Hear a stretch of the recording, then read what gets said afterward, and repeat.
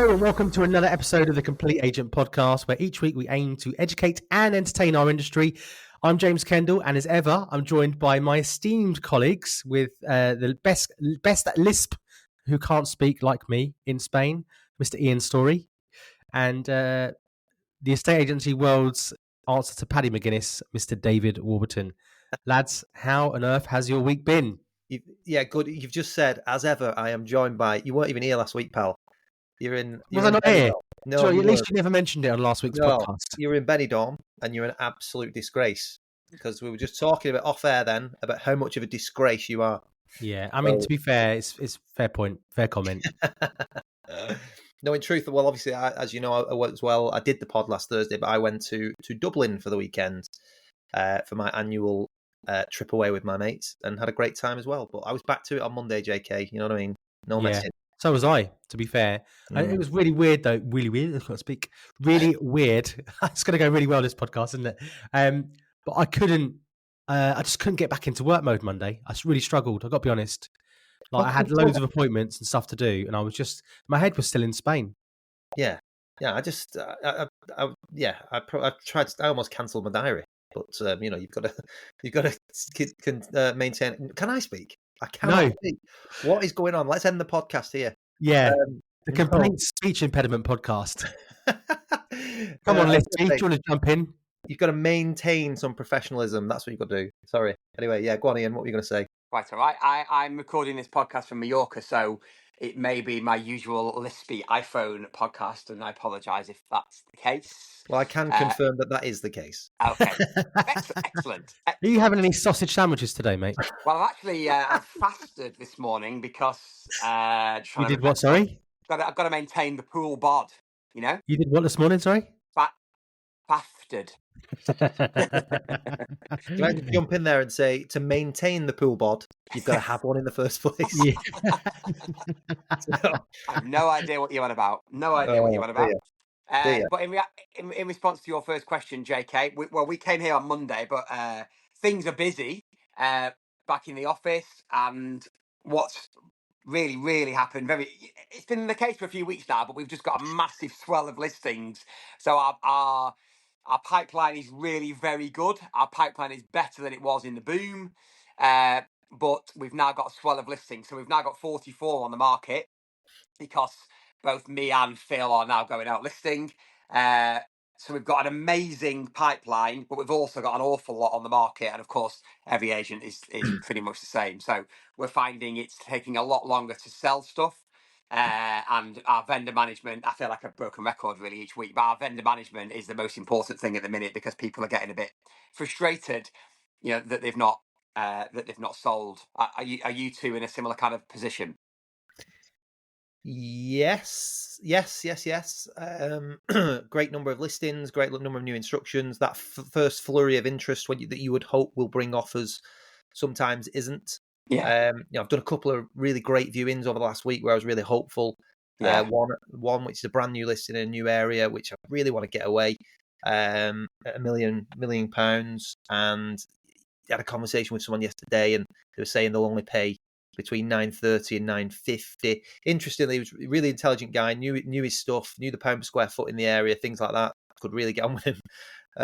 So it's difficult to argue with a lot of what he was saying in a way.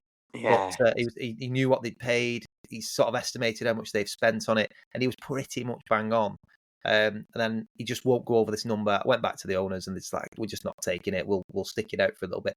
So there is a lot of that. I'm sending to probably the pain of many of my vendors' ears. There's a lot of voice notes going out at the moment, but it's tougher. Some are selling really well. We've had some really good sales. Yeah. But as you say, I've got loads of listings to come on. Yeah. Loads. We have too, yeah. Some are selling really well. Like we had a barn conversion. No way. No. That fell through before I came away. £1 million barn conversion that we'd sold quickly first time round. It fell through, ridiculous reason, but anyway, it fell through. The seller had committed 30 grand deposit on an onward purchase without asking our advice before it had exchanged. So he was not happy. But then Phil agreed a sale on it yesterday at over £1 million again within a week. Oh, wow. Happy days. another one that launched at 975 the week before I came away. That sold yesterday at 1,025,000, 50 over. So Nice. and there's a couple of others that are similar that look like they're going to do the same. So the some are happening really well, but I would say the bulk is not like that. Just I'll jump in on there as well. I think vendor management's key, and one of the things that has been crucial for us is price realignments, because that's really been crucial in getting deals done. We reduced one again. It wasn't a big one where we had it on at 500. We sold it actually last year at 515, and unfortunately the sellers had to pull out because of their onward purchase. Relaunched it again this year. Offers over 5. Didn't happen for us at offers over 5. We've just relaunched. We just changed the price to offers over 475 and just wrapped it up at 480. It's just having conversations with people about their plans.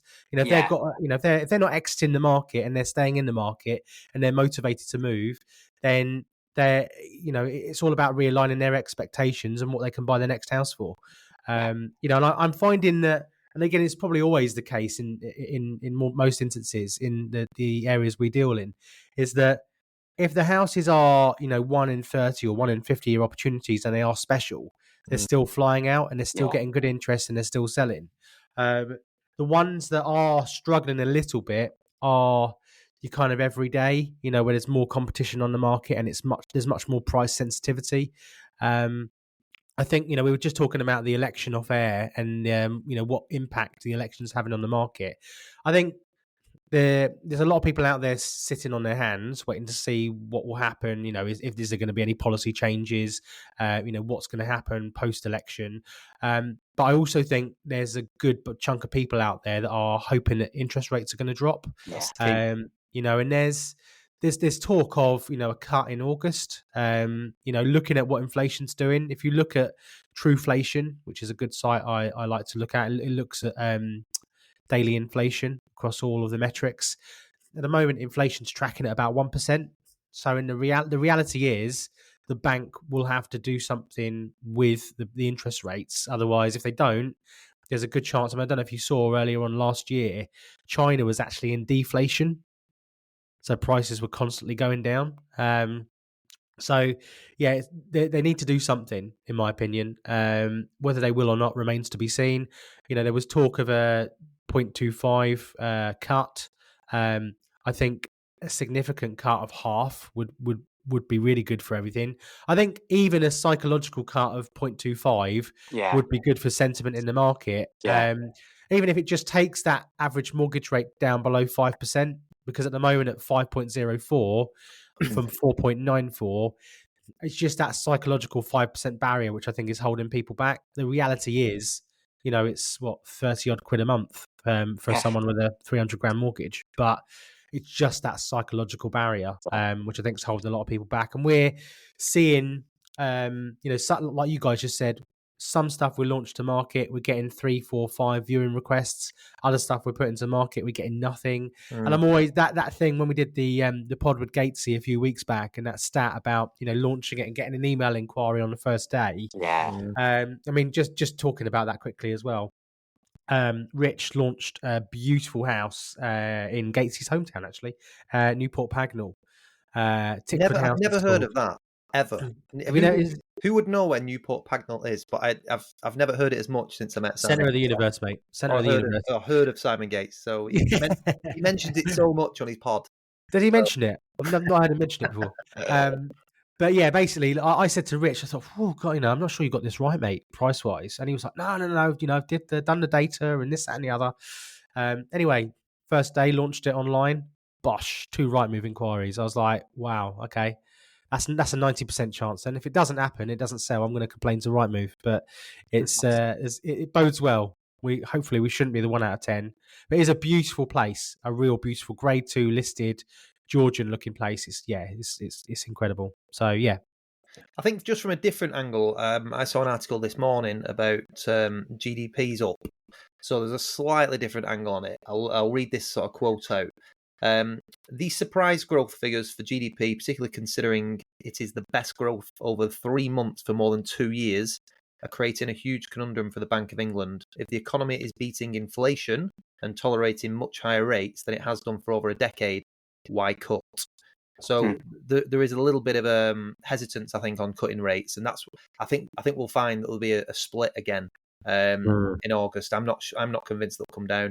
I think it might be towards the end of the year, and like you said, there's lots of people waiting, and conversations I'm having at the moment with any buyers that I meet and vendors are, what are you waiting for? And when they say the election, they don't know why.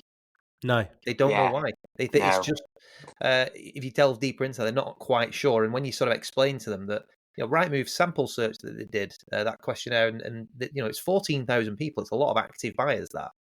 And 95% of people said that the plans won't change because of the election. So, like we said on last week's pod, you've got to be delivering this to your clients and being completely honest that it's not the election.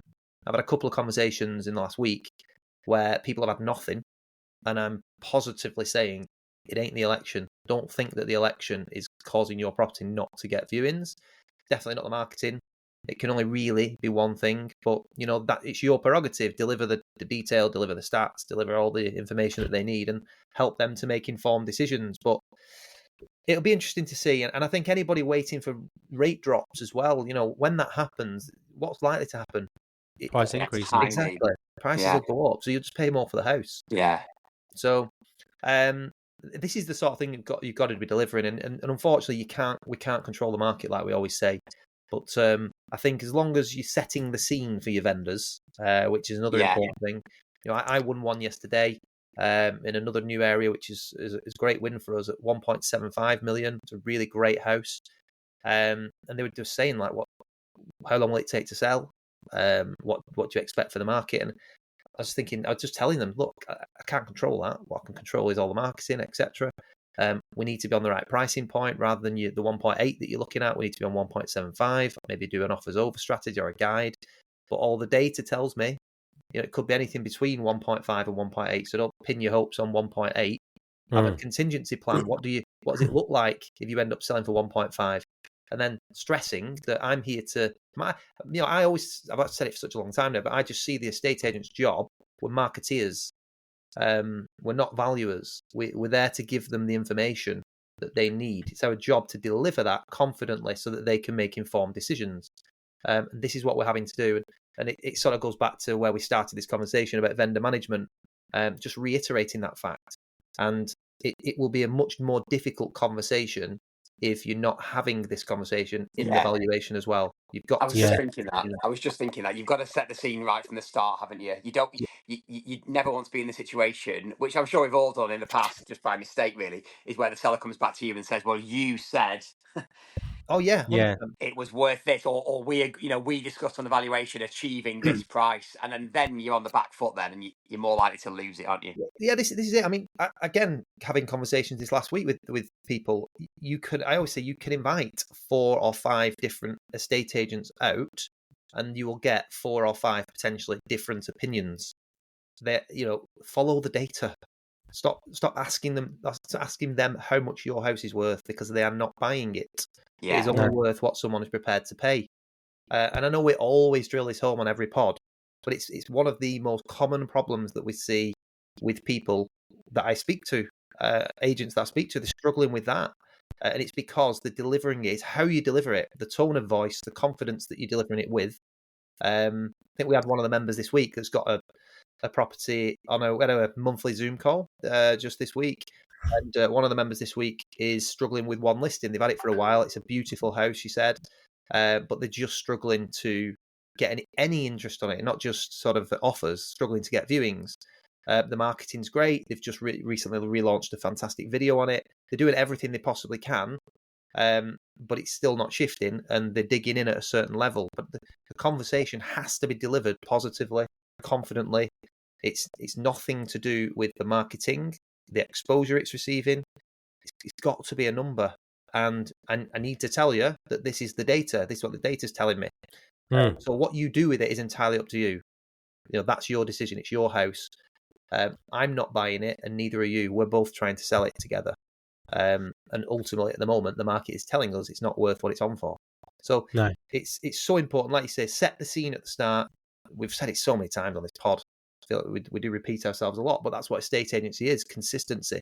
You are not valuing the home; the market values the home. You're marketing the home. I think the other thing as well, you've got to be brave as well. You've got to be prepared to have uncomfortable conversations with people, because it's easy to agree with what someone thinks their house is worth. If you go out to a house and the data says 1.2 and they're thinking 1.5, and you go, yeah, it's subjective. Let's stick on at 1.5. That's easy. Anyone can do that. But I mean, so, there is sometimes, we've got homes that, there's one I've launched recently at like 1.45. I'm thinking more 1.3. He's thinking more 1.45. They've paid an upfront marketing fee. I've given my opinion. We're marketing the absolute hell out of it. We're giving it a go at 1.45 for 4 to 6 weeks. And if it doesn't happen, then, offers over 1.25, offers over 1.3, whatever we settle on. Yeah. And then, away we go. We've tried your price, Yeah. And the thing is, as Mr. Warburton says, there is a huge amount of liquidity at that end of the market.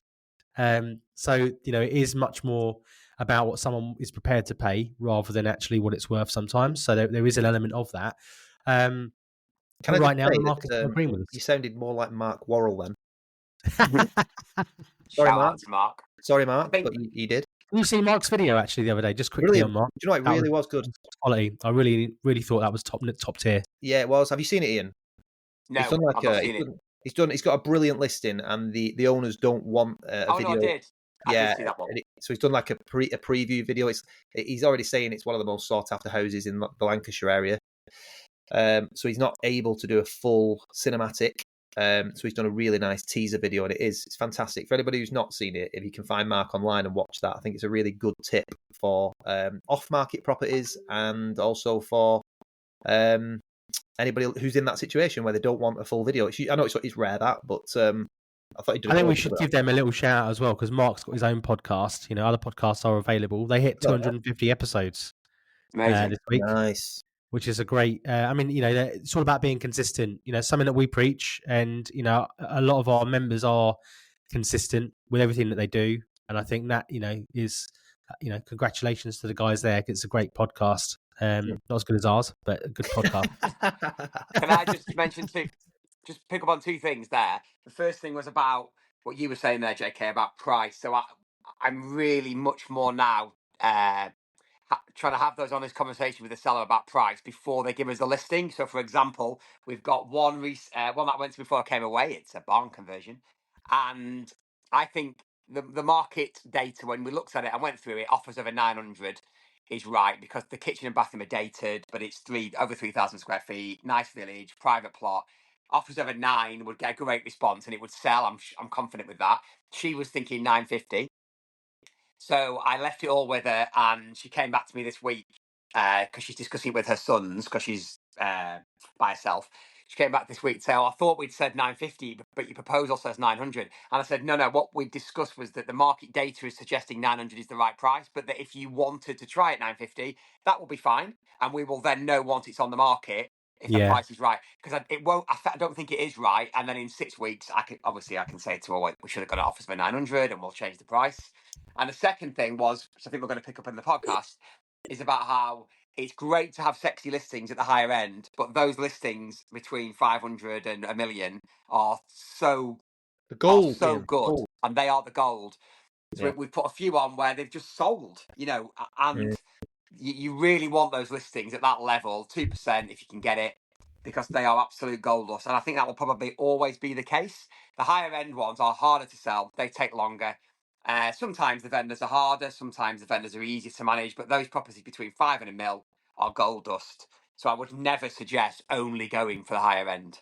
Yeah. Also, there's some data behind Rightmove from Property Mark 1 from Tim Bannister. And I'm not sure everyone has access to this and whether everyone's seen it.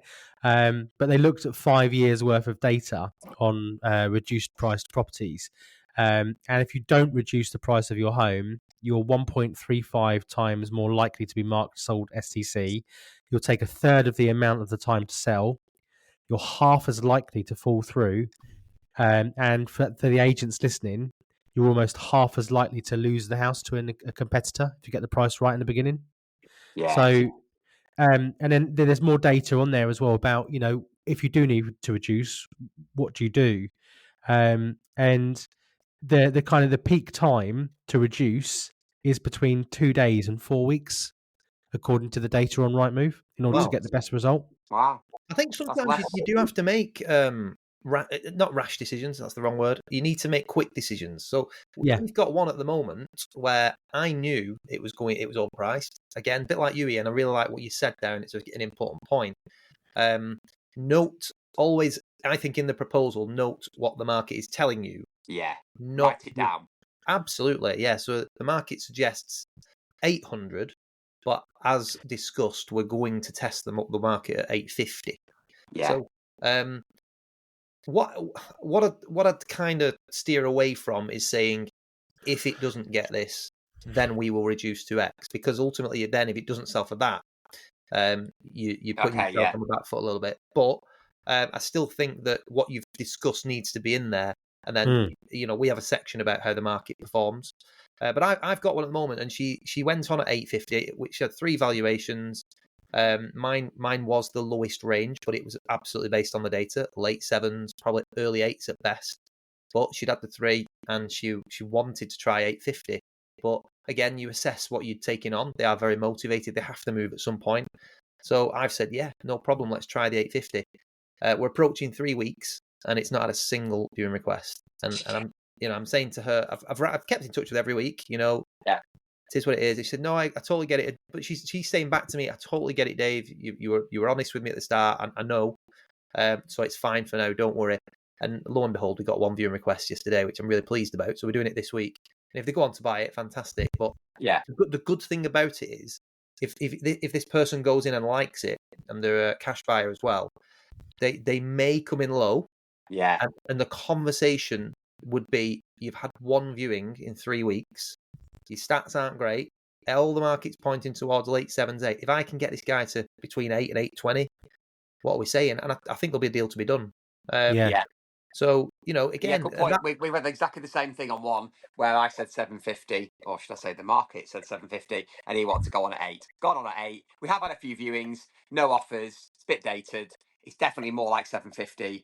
Very good point, that, Dave, because I had this conversation with Phil yesterday, that if they come in lower, then we can always fall back and say, well, the market suggested at the start it was 750, John.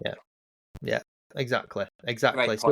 So you're not selling for under market value. You're selling for under what you want for it. Yes. And what we've now got to look at is what's more important to you. And I always remember Perry used to say, which I always liked, and I've used it ever since I heard it for the first time: don't reject the offer, use the offer. Don't lose it, use it. That's it. Don't lose it, use it. So use the offer to go and help you with your onward negotiation, which I think is a great way to put it. And that's exactly what I'll be doing with these. They will, they've got to decide ultimately what is more important to you. In fact, I've had one in the last couple of months, which is another one that was on it previously been on with another agent at like 700, 720. It was miles off, and the top end was 650. It was more like 620, 630, all the data. He wanted to go on at 650. He's had a few viewings, but nothing perfect. Anyway, he got an offer at 610. It was the absolute max. They're in a great position. Yeah. Lower than market value, to be fair. And I'd said to him, look, if I'm dead honest, I think if we reduce to that number, 600, 610, and do an offers over, I think I'll get you more than that. I think I'll get you 620, 625. But you've got 610. You need to move for this specific reason that's very personal to them. What you've got to ask yourself is that extra 10 to 15 grand I might be able to get you in the next 2 or 3 months more important than the move that you need to make to be closer to your family? Only you can answer that. I will do whatever you want. I'm here to advise you. He went away, came back, said, we'll take the 610. So yeah. Also, he's damaged it. They've damaged it by going on too high, haven't they? Yeah. Out on the market. We've had a few of those. Yeah, you get so many of those, don't you? Where you think, well, you've been on the market so long now, too much money, that you've got a stigma attached to you. And if you'd gone on originally at the right money, you'd have got more, wouldn't you? Almost certainly, you'd have got more. Yeah, you'd have sold straight away. I mean, that's it. We've got. I mean, I can think of 2 examples. One better than the other. One where we had around the 9 mark. We've chopped by 50 to 850. my recommendation in the beginning was offers over 850, and that we probably would have been sold by now and moving through. But their situation is they've got X amount of pound they're paying per month in interest. And the longer that it goes on, because he's like, well, I want 900, I want 900. I was like, you're not going to get 900, and if another 6 months go by, with what you're paying in interest, we might as well go on at 850. Yeah. It's going to take 3 months to get through anyway. And then a more positive story, one we had on at 6, again, data suggested more like 550. We had it on at 6, didn't go anywhere. They were selling at 6 to buy on at 720. We had to realign the price to offers over 550, sold it at 570, and then managed to buy the one that they were buying at 680. With a bit of onward neg. So, they're buzzing. We got nice chunk of change on the onward neg for them, but also on the we got the sale, and they couldn't see it. They were. Sometimes you get people that are so fixated on their figures in their head, Yeah, they won't listen to your advice sometimes, because there's no way. The agent said they're not going to take that, and as you say, Dave, you don't know what the seller's going to do until they get an offer. No. I had a client yesterday that I spoke to, even while I'm away, because he's a really key client, important property, and he viewed a house. They relocated to Norfolk, and his isn't on the market yet, and they viewed the house this week, and he's a really nice old boy, and he said, I want to offer on this house, Ian. I said, that's fine, John, but yours isn't on the market yet. We're trying to find you some off-market buyers now. We're doing some drone photos this week. It's 9.5 acres in a really desirable village. It'll probably sell, I think. Weird access, and it's dated, but I think the plot's amazing. So I said, John, don't go and put an offer in on that property, because you're not proceedable. So you won't carry any weight. Tell the agent you really like it. And by the way, the property that he wants is 800, and his is probably 1.1, 1.15. No mortgage. He's got loads of play. I said, don't offer on it. Just tell them that you want to offer when yours is sold. Because if that one's still on the market in 6 weeks, John, when yours sells, we can then go in lower and get it lower for you. If you go in now and tell him you'll give them over marketing price, you're shooting yourself in the foot and you can't proceed anyway. Yeah, so absolutely. He was really grateful of that advice. Great. It's great advice. It's leverage. You need your leverage, and you've not got any. You need leverage. Exactly. You can't afford to buy it without selling. Should we move on to this week's topic then? We're half an hour in. Great pod. Shall we stop it? I can't remember what we said. We were talking about whether valuation's subjective or not. I think it was. It is subjective. We just covered that. Cool. Thanks, guys, and join us next week. No, so we're talking. I'm gonna tell everyone what it's about, because well, I'm gonna come to you first, because hello, you're sort of in the middle of it. So I hope everyone's enjoying my lisps. So it's so strong. Before we came on air, we started talking about something, and we said we should really just discuss this on the podcast, because I think it's important and it's key to a lot of people. So it's brand stretch versus a separate brand. So at Stories, we have brand stretch because I have the luxury of starting the company from scratch. So many S's. What were you called when you first started? Starting the company from scratch, and we have brilliant brand stretch. We sell from sort of 300-400 up to like 2 million-ish, all nice level of property, and we have good brand stretch. But that's because we had the luxury of starting like that from the beginning. Dave has a mid-range brand and added on a higher end brand, and that's working really well for him. JK, you've been sort of trying to decide for ages, haven't you, about whether to go brand stretch or whether to set up a separate brand. And then we were discussing that before we came on, and I think you had some really insightful points that I think will add good value to people. So do you want to tell us a bit more about that and what you think you're going to do? Yeah, so a few months back, obviously I've discussed the pros and cons with you guys, and weighed up the pros and cons myself. And a few months back, I said, right, definitely going for it, definitely going to go for a brand split. And then, you start going through all the intricacies, how much there is to set up, and you're like, oh, what am I doing? And I was looking through my website, and I was like, look, you can't get far past the first £1 million on the first page. What am I doing? I need to brand stretch. But then I was like, right, we need to cut off everything that we've got under a certain level that doesn't fit the brand. And we've had in the last week and a half, 3 weeks actually, I would say, some really good stuff at like 350 to kind of 450. You kind of bread and butter, I use that phrase. In the last week, stuff that we've got existing that's on the market that's just sold. Just talking about that one at 480, that's just sold. Just agreed another one at 300. Just agreed another one as well at 300 as well. And in isolation, when you talk about the big sexy fees, I sold one last month at 2.25 at 1.5%, 30 odd grand, happy days. But it's, for me, we've got such a good rep and kind of in the community. Like my son goes to school next door. We're on based on a really kind of modern housing estate, and I know a lot of people. And obviously, I started the business from a bedroom, effectively 13 years ago, selling houses at 999, selling the kind of mid to low end, and a lot of people know me. It's my background. It's where I grew up. And so a lot of people with those sort of houses naturally come to me, and they're happy to pay me. They want me to sell the house, or my company to sell the house. There's a lot of 4, 5, 6 grand, 7 grand fees like sitting there that we're almost saying no to because we don't want to kind of disrupt the upper end stuff. JK, just to add a bit of context here as well. We were also talking about cash flow, weren't we? And how from time to time cash in the business dips. Yes. And how if you're waiting for 1 or 2 massive fees, your cash can really dip sometimes. Whereas if you've got 5 to 6, fees that are half that level, that'll sell and churn quicker. That's good for cash flow.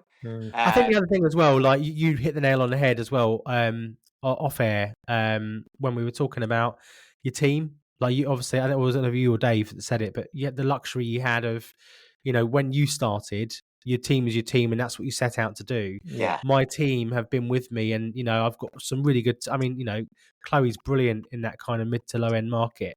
She's just exchanged on a deal this week worth 14 grand, 2 houses where she's been out. The other house was on the market with another agent at 600. Probably not a higher end brand kind of house, but still a half decent house. She's gone to that, but then somebody else. It was under marketed for another agent for about 8 months. We got a slight price tweak by 25 grand. Marketed it, found somebody else in the village that wanted to buy it. Got their house on, got them into it. Did the deal, and in 10 weeks they've exchanged. And there's like 13 odd, 14 grand's worth of fees there. And it's just the other thing we mentioned, JK, which before we came on air, was that you've still got to maintain some sort of quality of marketing even on the mid to lower end, haven't you? Because people will associate, say for example, if you did a brand split and you called your higher end James Kendall, something higher end, people will associate you across both. You've still got to have some sort of level of brand quality, 100%. Haven't you, to your marketing? It won't have the same bells and whistles, but it's still got to have a certain quality. Yeah, and I think it's more. It's more about, I guess, the upper end is more that concierge. Things like your brochures, things like your stylist appointment, your twilights. Like they get the full package. And to quote Davey Wobbs, it's a watered down version. So a lot of the. There he is. 2 appearances from Warren this week. That's just, someone would break it to him. That's what he actually sounds like. So, that watered down version, I just think, the more I've thought about it, and because I mean, Rich, and I hadn't discussed this with you guys actually, but it's popped into my head and I don't mind saying it on air. But me and Rich had a discussion the other day. We clashed a little bit over, what we were going to do moving forward. And we'd both brokered deals with other local agents to kind of deal with our lower end stuff. And Rich made a really good point that really made me think that the other agent could now start getting signs up in that area in that he's really dominant in. Yeah. And there's, there are 400 grand, 350, 400 grand houses. And all of a sudden, it goes from being James Kendall boards around the village to all of a sudden 10 of this other agent's boards around the village. The people in the village are going to go, well, has he given up? Or, is he gone? Or where are they at? And you're still getting paid. And I thought, what? I hadn't actually thought of that. And I was kind of prepared to lose it for the long game. But then I'm thinking to myself, for what it's going to cost me to put this together, why not just have that separate brand and do what we do on that brand and move forward that way? I think it's a good way forward. I mean, I've been torn really because, like I say, I think I've never seen anyone do it as good as Ian Story does it. I think you've done it exceptionally well, mate, but you've done it from the start, and that's all your team know as well. I think with you, JK, when you try and implement it from in a different way, it can be a harder transition. Again, we had a few things forced upon us last year with staff changes. I had a couple of team members leave, and I had the conversation with the rest of the team to say it might be a tough 6 to 12 months because I want to do things to a certain level. I want the brand to really grow, but it's going to be hard. I might have to walk away from a few listings. I might have to, we might have to get some stuff off our books because I don't want to keep attracting a certain type of property. But I think it will be short to medium term pain, and it's really paid dividends. I do think you need to go through that process, and everybody in the team can see it now where we're going. It's such a better place to be. But having the brand split for me has been crucial because there's just no, you just can't mix the two up. Nice. Oh, that was going to be my next question to anyone listening to this. So, if anyone's listening to this and they're going, "Why do I need a brand split? Why do I brand stretch? What are the merits? Why can't you just brand stretch with everything?" I think some of it might be down to where you are. So I think we've briefly mentioned that before with Ian. So Ian gets, don't get me wrong, I know you'll have a lot of terraces and things like that where you are, Ian, but you get a lot of executive homes where you are as well. It's a great semi-rural place where you are, and a lot of rural places as well. The higher end. That's true, yeah. Yeah. With us, we do have, in the places where I am, it's more, I've had to sort of stretch my area to find the houses that I want. Because there's not lots and lots and lots of £1 million+ houses, but the gold, the £500,000+ that I can make unique and prestige in my area, we've had a really good run at, and it's just paying dividends. So I think I go back to the very first podcast that we did of the mini series. You've got to check the way you look and look like what you want to attract. Yeah, if you've got a huge mix, I think you'll really struggle to stand out. Another member this week was mentioning, JK, if you remember, was talking about they haven't sold anything really above, I think it was something like 400,000. That's right, yeah. And they'd said, is it not a big jump going from that to $1 million? Do we not need to stagger it? And we're like, no, get straight into what you want to do. You only need that one or two to get you going. And I think I've said it on one of the pods already. We've gone into a completely new area where there's a lot of high value homes, and on the back of 2 noms that we've sent, not two units, but 2 separate the Q4 and Q1 not on the market letter that we do. I now have 5 listings in that area. I've got one at £2.5 million, one at £1.75 million, and £800,000, £1 million, and then there's another one coming on shortly at £1.8 million. That is two separate letters to about 2,000 addresses. I think just to pick up on a couple of things there, please. The first thing is that if you want, brand stretch is definitely possible, especially if you're starting from zero. But the way to do it is to start higher and work back down. Yeah. So when we started, I say start higher. The first couple we had were like 500-ish, but they were nice. And then I really turned away loads at lower end to get some higher end stuff, and then worked back. So Phil's just put one on at 290 grand, a 2-bed, 1960s, 1950s. It's got a bit of character to it. Semi-detached house at 290 grand. It's 2%, nearly £6,000 fee. It will be a £6,000 fee because we'll sell it for over 300. He's done that, and then we've got one on at 2.5 million with 26 acres. So that it's definitely possible to have brand stretch. It's how you go about it, and I'm happy to help people with that. That's part of what the Complete Agent is about. Is offering advice to these people who are looking who need help or who want to change what they're doing.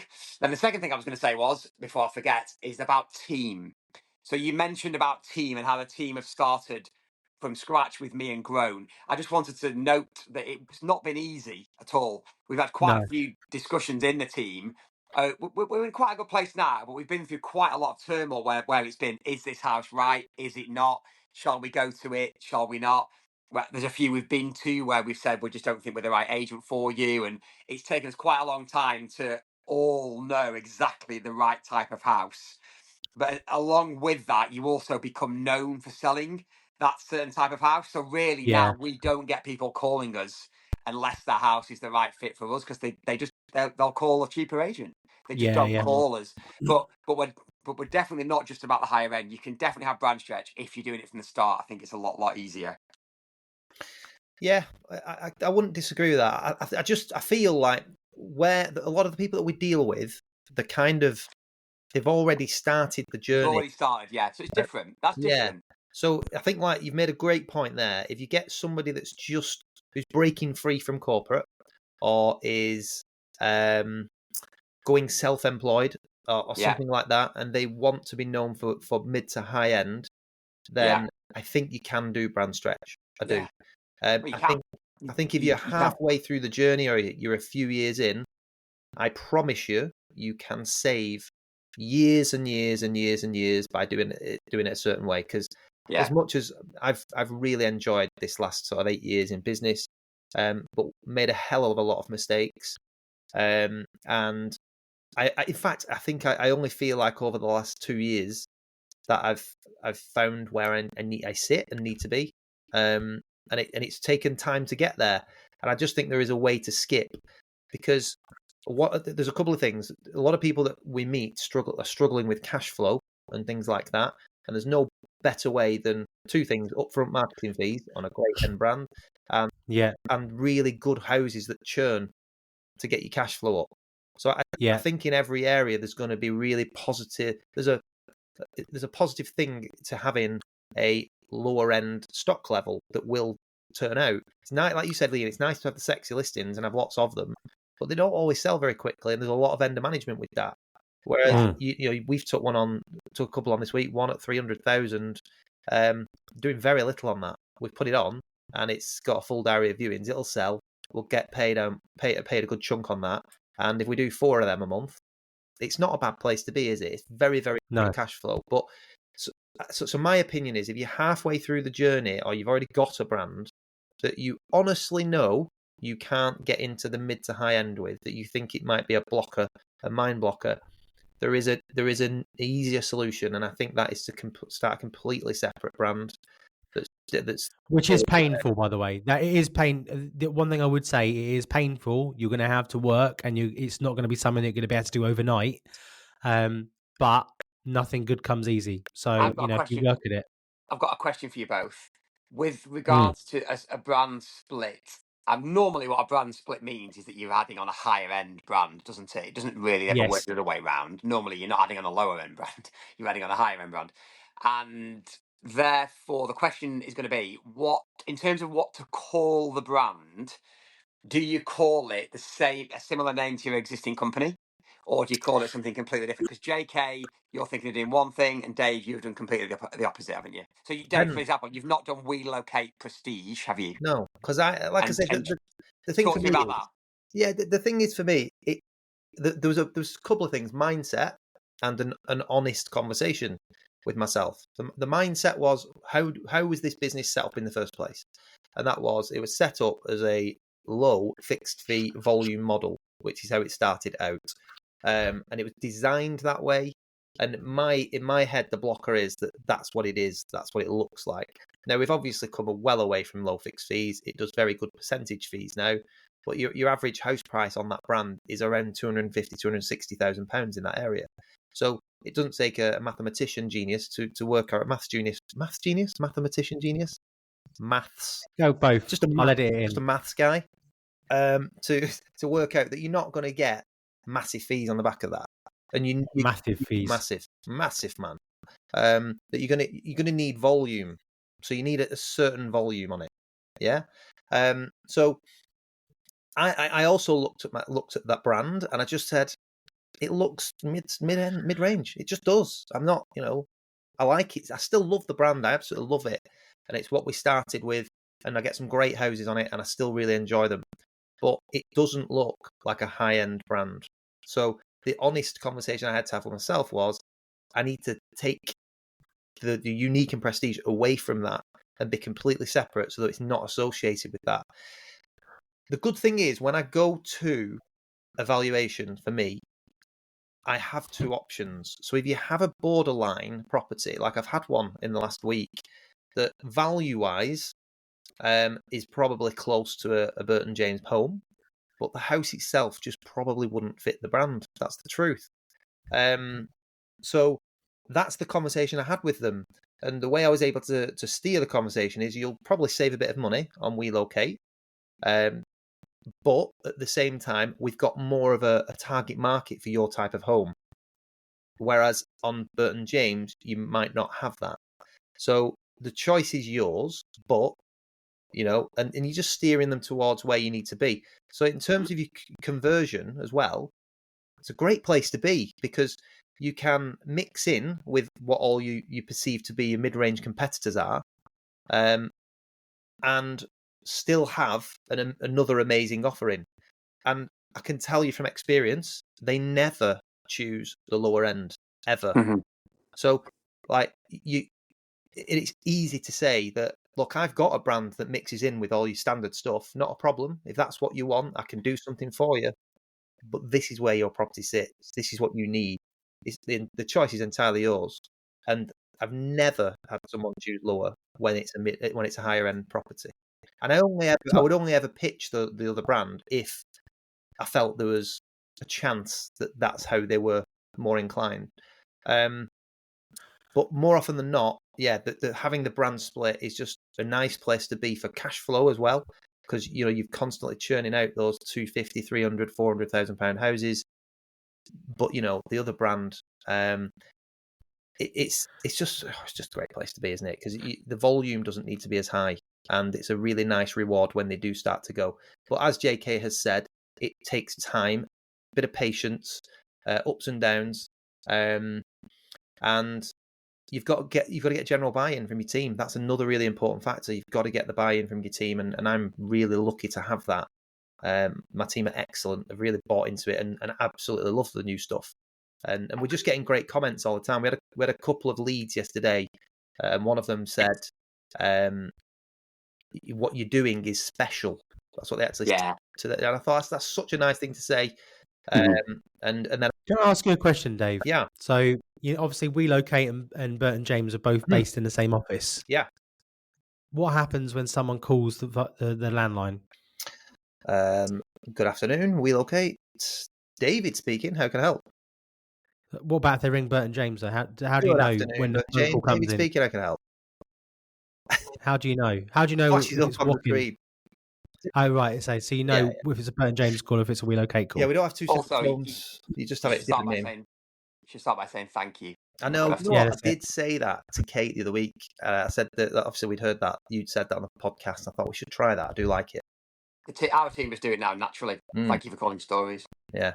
All right. Nice. So just on... thanks for setting that bear trap in. That's great. Thanks.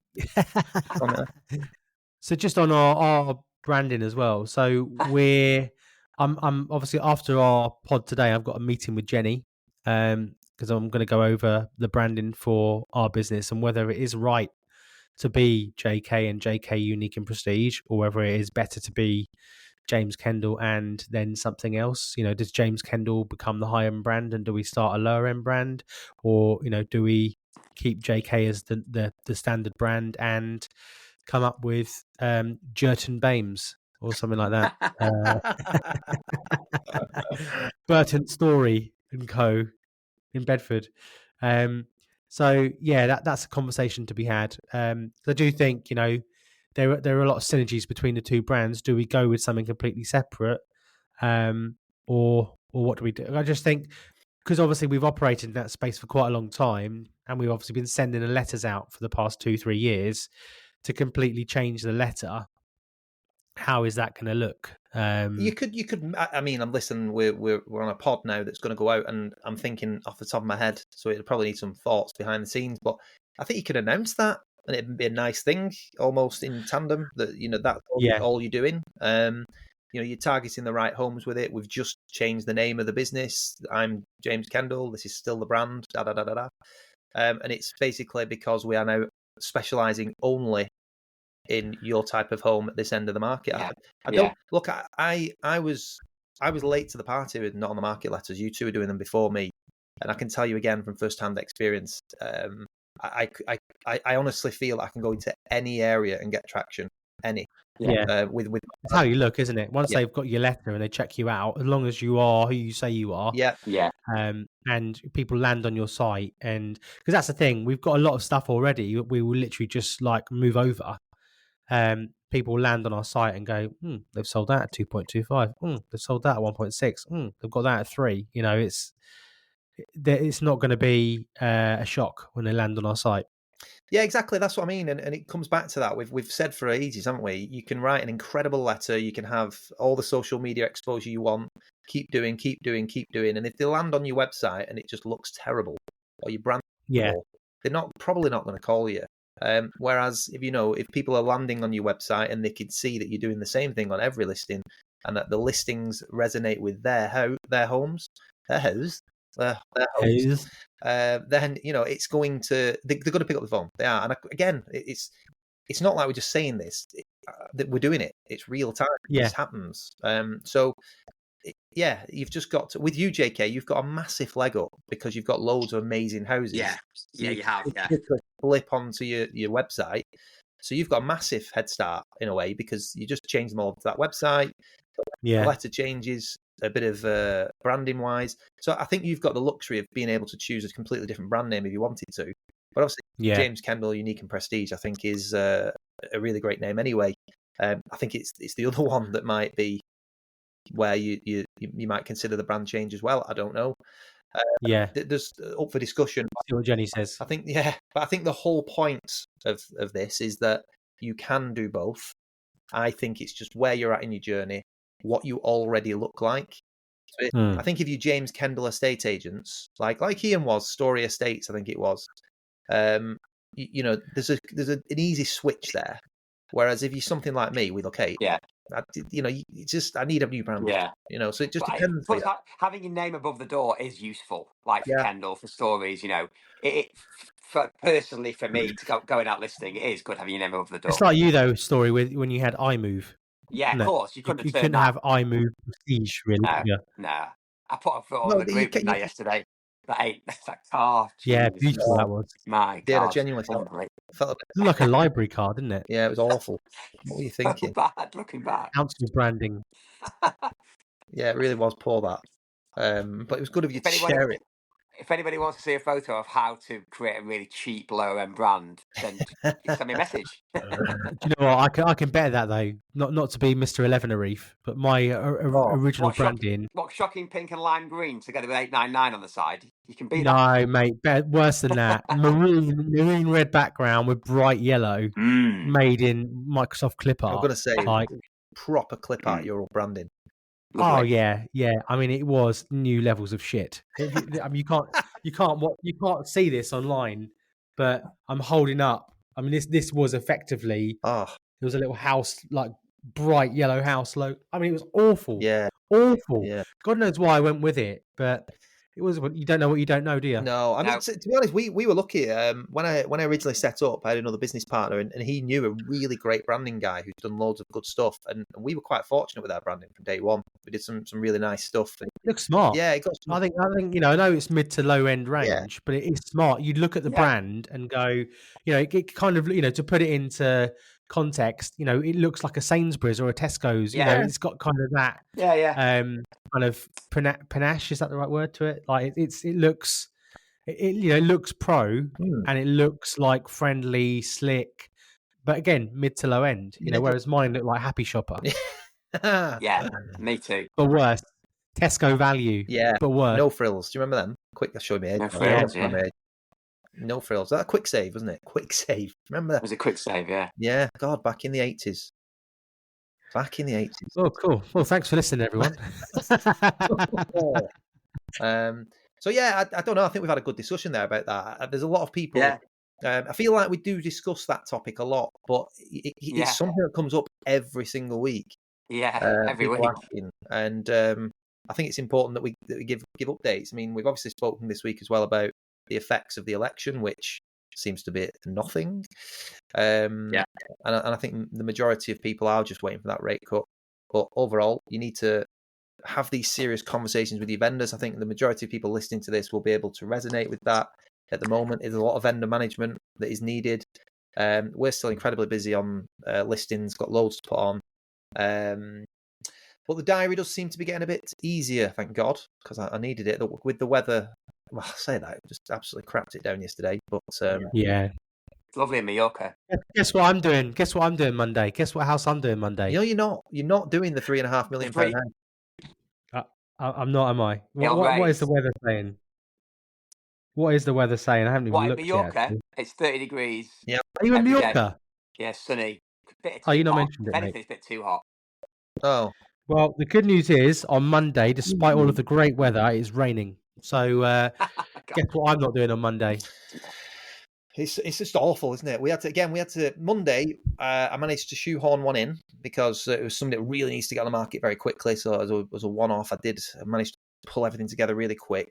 And the weather was glorious. On Tuesday, I had a listing that I've been really looking forward to do. It's an absolute beauty, and of course, it absolutely shit it down. So we had to cancel that, and I can't see a dry day. And obviously, as you know, when you cancel in July, it's trying to realign everybody's diaries, not just your own. It's really. We need to move to Mallorca, lads. The complete agent Mallorca. Yeah, I'm up for that. I'm in. Yeah. I mean, imagine being an estate agent here. Well, I think that when I come, I think it must be so good, like just doing photos and videos, but it's always sunny. Yeah. Yeah. Should we check the diary? Oh, nope, still good. Yeah, exactly. We need a really rainy day. No, there isn't one. Sorry. No. Yeah. So we need a really shit day for this one. when do we reckon? Oh dear. Right, lads. We've got some good stuff happening in TCA. We've got our new letter about to launch. It's going to be about to launch in the next 2 to 3 weeks. So if you are really wanting to get into the mid to high end space, we're going to be writing our latest letter. So if you are thinking about doing this, now would be a really good time to start having a conversation with us. Because you can get this out, you can be the authority in your area, tell people what's happening after the election, and help them make informed decisions. Now would be a really good time to have a chat if you're thinking about doing this. Also, we've got a couple of exciting things happening. We can't say too much on the podcast just yet because they're not actually physically happened just yet. Contracts aren't yet signed, but there are going to be some exciting additions to the Complete Agent. But we will talk more about that soon. Me and Ian are looking at each other saying, "I'm not actually sure what these are." No idea what he's on about. We've also got the next mastermind up and coming, haven't we? 2 months now, September. Aidan's booked all that. Yeah, he's booked in Manchester. In Manchester, so walkable from Piccadilly, so you can get easily anywhere from the UK to Manchester, Piccadilly. In Manchester. I think actually, this, with the mastermind coming up in September, if anybody's on the fence, it would be a great time to be getting involved because the mastermind, I think last time it was just packed with value. Everybody was really engaged and got involved. It was so good. And we could have done a 2-3 day event. I think there was that much content in there. So I think it would be a really great time to start thinking about it if you are on the fence or if you wanted some advice, please reach out. We'll talk to you about that. Cool. Well, it seems like a good place to call it, gents. So thank you as ever. It's good to be on this week. Thanks for having me, and we'll see you next week. Cheers for listening, guys. Bye. Bye. Thanks for listening.